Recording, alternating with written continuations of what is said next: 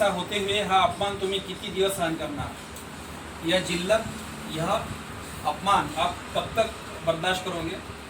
फिर कहते तुम्ही दुसऱ्यांचे गुलाम म्हणून किती दिवस राहणार? कब तक आप दूसरों के गुलाम बने रहेंगे? आजची परिस्थिती तुमच्या स्वाभिमानी पोषक आहे? आज की पोषक आहे का? क्या आज की कंडीशन इस वक्त ये भाषण दे रहे हैं, इस साल का ये भाषण है, तो ये भाषण है 1934 है क्या? 34 होना चाहिए, वो 34 है तो ये भी 34 है। 1934 पर भी धर्मांतर, धर्म, हिंदू धर्म, संघ, बुद्ध यह शब्द आते हैं, यह शब्द आते हैं तो वही सारे के सारे भाषण हमने किए हैं। इसलिए 428 पेज के ऊपर कि बाबा साहब होते हैं, ये जो 3-4 प्रश्न पूछते हैं ना, यह प्रश्न जब तुम्हें नीट विचार करा, इस सवाल का जो है आप जो है अच्छे से विचार करिए। हमें अपने आप को हिंदू कहलवा के दूसरों के गुलाम बने रहना, यही आपकी इच्छा है क्या? ऐसा सवाल पूछते हैं और फिर कहते हैं कि इस सवाल का विचार करते हुए हिंदू कहलवाना यह मेरी जो मन की अवस्था नहीं बताती। बाबा साहब कहते हैं कि यह इस अवस्था में रहते हुए मैं अपने आप को हिंदू कहलवाना नहीं समझता हूँ। और फिर आते हैं कि आज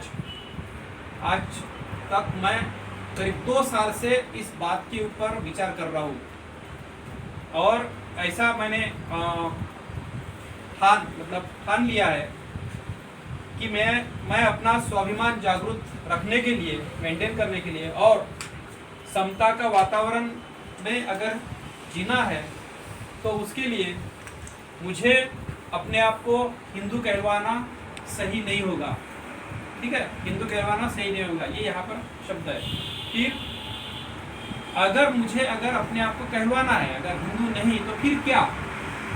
तो फिर मैं अपने आप को क्रिश्चियन कहलवाऊंगा, हो सकता है मैं अपने आप को मुसलमान कहलवाऊंगा, बाबा साहब कह रहे। और फिर बाबा साहब करके कि हो सकता है कि मैं अपने आप को बुद्ध धर्मीय कहलवाऊंगा, लेकिन आज मैं यह बता नहीं सकता। मैं क्रिश्चियन भी बोल सकता हूँ अपने आप को, मुसलमान भी या बुद्ध भी, लेकिन आज मैं बोल नहीं सकता हूँ। तो ये जो मैंने आपके सामने पढ़ के बताया वो ये है कि जहाँ पर बुद्ध शब्द आया, मतलब धर्मांतर, ब्रह्म दीक्षा, ये जो सारा जो है पढ़ रहे हैं। तुम्हारा जो पेज ओपन करना चाहे तो 419, ठीक है। अब ये यहाँ से हम लोग पीछे जाते हैं। अब ये है पुना पैक्ट। पुना पैक्ट किसके बीच बीच में हुआ था? गांधी ने सिग्नेचर नहीं किया था, शिवम ने जरा सा 21 दिन का उपवास बोला था, गांधी 6 दिन में फ्लैट हो गया। और ये यहाँ पर सोडा की बोतल और ये सब वो रखता था, ये रोड़ा मतलब नेशनल लेवल के बारे में जो उसने उपवास अगर करना था, ऐसा कुछ किया नहीं। 3 से 4 बार उपवास किया पूरे जिंदगी भर में। जब देश आज़ाद हुआ तब भी 1 बार उपवास किया था। मुस्लिम और हिंदुओं के बीच में जो झगड़ा चल रहे थे, जहाँ बिरला हाउस, दिल्ली के बिरला हाउस में नथुराम गोडसे ने यहाँ से 3 गोली मारा। कुछ पेपर में 4 मारे, कुछ पेपर में 3 आए, लेकिन ज़्यादातर पेपर में 3 गोलियाँ मारा, ऐसा करके वो आया।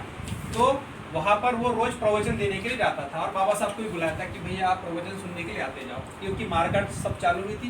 बाबा साहब के थॉट्स ऑन पाकिस्तान के हिसाब से इन्होंने जो बाबा साहब ने डिवीज़न कहा था वो नहीं सुना, और ऐसा हो सकता है जो बाबा साहब ने कहा तो वही हो रहा था। बाबा साहब जिस रोज गांधी को मारा बिरला हाउस में, बाबा साहब दिल्ली में थे, घुटने का प्रॉब्लम बहुत ज़्यादा रहने की वजह से उन्होंने उसको अटेंड वगैरह नहीं किया।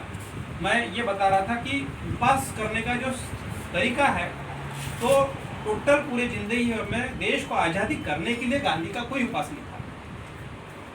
उपवास का गणित कहाँ हुआ? येरवड़ा जेल में। देखो, जेल में उपवास करने की सूचती। और काय के बारे में तो कम्युनल अवार्ड, कम्युनल क्या है? जातीय निवाड़ा।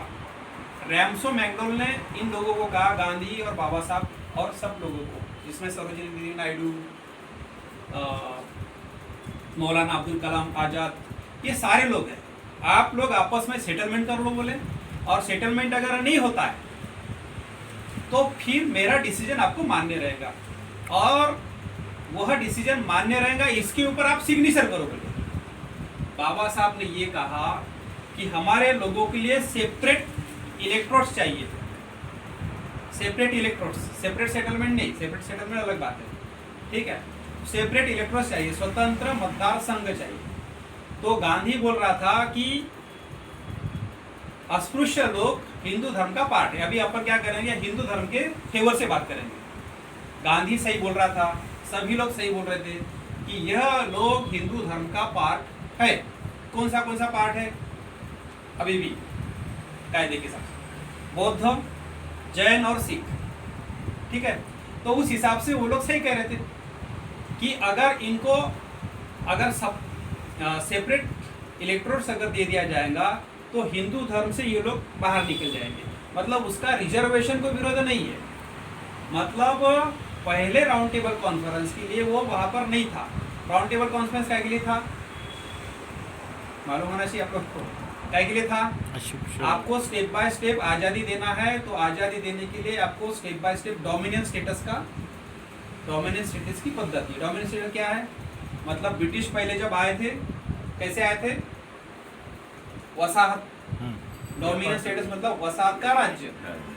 क्या है वो? उनकी वसाहत है, मतलब व्यापारी है। इसलिए अब क्या हो गया, टर्न हो गया 1857 में ब्रिटिश का राज। तो क्या करेंगे, अब राज में से अब फिर से माइनस में जाएंगे। तो हम आने के पहले राज सत्ता किसकी थी? आप लोग की थी। तो हम जब जा रहे तो क्या करेंगे, राज सत्ता आपको देंगे। मतलब क्या है, आजादी नहीं देंगे, ट्रांसफर ऑफ पावर देंगे। क्या शब्द है उसका? Transfer of sovereignty. Transfer of sovereignty, दो शब्द ध्यान में रखना, आजादी नहीं, ट्रांसफर ऑफ पावर या ट्रांसफर ऑफ सॉवरेनिटी। अब ये अगर आपको देंगे तो स्टेप बाय स्टेप देंगे, क्योंकि आपको राज करना नहीं आता है। आपको राज करना नहीं आता है, इसलिए अगर अचानक अगर जाएंगे तो आप सब गड़बड़ करोगे और खाली सारा जो ठिकरा है किसके माथे फोड़ोगे आप? ब्रिटिशर्स के लोगों के। क्यों? तो आपका संविधान नहीं है, आपको देश चलाना क्या करना पड़ता है ये मालूम नहीं है। और फिर यहाँ के मुस्लिम लोग हैं, यहाँ के सिख लोग हैं, यहाँ के एंग्लो इंडियन है, उनका भी प्रॉब्लम है। इसीलिए इनका सेटलमेंट भी होना जरूरी है। इसीलिए उन्होंने राउंड टेबल कॉन्फ्रेंस कराया और फिर वहाँ के वो प्रतिनिधि है उनको बुलाया। उसमें बाबा साहब जो है अनटचेबल में से गए थे और एक राव बहादुर श्रीनिवास गए थे बाबा साहब के साथ, ठीक है। गांधी वहाँ जाने के बाद बोलता है कि मैं पूरे भारत का प्रतिनिधित्व मैं करता हूँ। इसके वजह से एक स्टेटमेंट पास करने की वजह से सारे मुस्लिम, सारे सिख लोग, फारसी लोग, एंग्लो इंडियन और अनटचेबल सारे के सारे लोग छिड़ गए और ब्रिटिशर्स भी, क्योंकि ये क्या बोल रहा है कि सभी का प्रतिनिधित्व मैं करता हूँ। तो फिर हम काय के लिए आए यहाँ पर? प्रतिनिधित्व तू करता है तो हम काय के लिए? तो फिर यहाँ से लोगों ने खून से लेटर भी लिखा, ये सब हुआ। श्रीलंका से भी लेटर गए बाबा साहब को। और ये उत्सुक बाबा साहब बोलते हैं मैं जिस एरिया को नहीं जानता, मैंने जिस एरिया में कभी सभा भी नहीं लिया, कराची वीराची और वो एरिया, वहाँ से बाबा साहब को लेटर गए। तब जाके ये ठंडा हो गया। ये इसने क्या किया, रात में कुरान की कॉपी लिया, कुरान की कॉपी लिया और बोले कि आपको कुरान की कसम, आपकी 14 जो डिमांड है मैं पूरी करता हूँ। 14 डिमांड वगैरह बाद में बताएंगे क्या है। 14 डिमांड मैं पूरी करता हूँ, लेकिन अनटचेबल लोगों को सेपरेट सेटलमेंट नहीं मिलना चाहिए, इसके बारे में आप हमारा साथ दें। मुसलमान लोगों ने एक अच्छा काम किया कि ये कॉपी जो एग्रीमेंट बना के लाया था गांधी ने, ये कॉपी की कॉपी बाबा साहब कुछ जमाने में दे दी। आज के ज़माने में जो आरटीआई है ना, राइट टू इन्फॉर्मेशन से आपको डॉक्यूमेंट मिल जाते हैं, उस ज़माने में बड़ा मुश्किल था, लेकिन वो मुसलमानों ने दे दिया। बाबा साहब ने पूरी धज्जियाँ उड़ा दिया उसका। और ऐसा करके दोनों का जो सेटलमेंट नहीं होने की वजह से उन्होंने कम्युनल अवार्ड डिक्लेयर किया अगस्त के 32 में, और सितंबर में गांधी येरवड़ा जेल, मतलब वहाँ से आते बराबर गांधी ने डिसओबीडियंस मूवमेंट चालू किया। मतलब असहकार आंदोलन नहीं करूँगा ऐसा जो उसने लिख के दिया था उसके खिलाफ किया, और जिसकी वजह से उसको जेल में डाला गया। अब पुना पैक्ट क्यों हुआ बताओ? ऐसा समझो कम्युनल अवार्ड मिला और गांधी ने अनशन करताच नहीं तो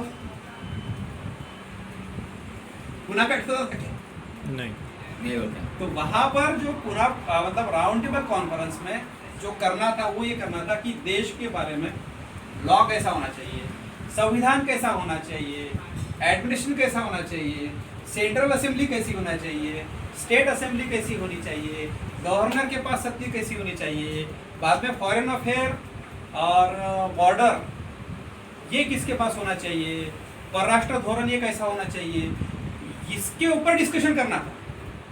गांधी ने ये सारे मामले छोड़ दिया और बस इनको नहीं दे सकते।